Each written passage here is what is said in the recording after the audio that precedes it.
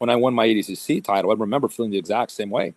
I'm going against a guy that is a much better grappler than I am. Everyone knows this. I know this. Is on paper, I'm supposed to lose. But I remember like laughing to myself and smiling before the match because I'm like, in my head, I was like, there's no way I'm losing today. It's just not going to happen. Like you're in the zone. I hear like I've heard basketball players talk about that where your mind is just like perfectly zoned in. And I think what's happening, and this is just me, there's no science behind this, okay? I wouldn't know. I think there's a moment there where your body's perfectly warmed up. It is moving well. You're in shape, right? Your coordination is on point. Your timing's on point. And your mind is perfectly aligned with all this. So there's no insecurity because you just feel a perfect connection between the flow between body and mind. There's just one. You're not two anymore. You're one. And it's very difficult to get there. I think some people start there. Maybe. I don't know. I had to very few times in my life have I experienced that, but it's a very magical feeling. Who wants to ask the next question? Thank you. Yeah. Thank you.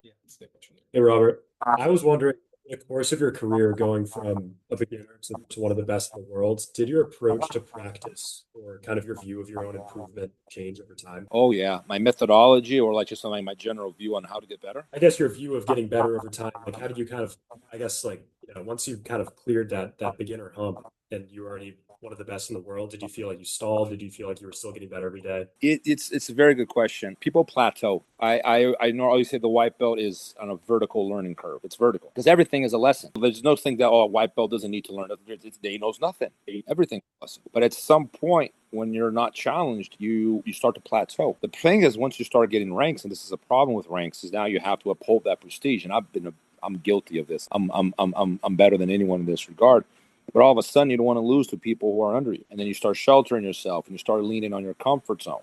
And if you don't have a coach to pull you out of your comfort zone, that's what a coach has got to do. It's not bombard you with new knowledge. It's just keep you uncomfortable. Then you're not improving. You do improve, but it's slower. The curve is no longer vertical. It's horizontal now, like a slight incline. You are getting better, but it's slow, And I think that the trick is to always stay uncomfortable and always be throwing yourself in the fire with people that can beat you, people that can outdo you. Everyone knows as you get better, the pool of people that can beat you gets smaller and smaller to the point where no one can beat you in practice anymore. And now there's only like half a dozen people in the world that can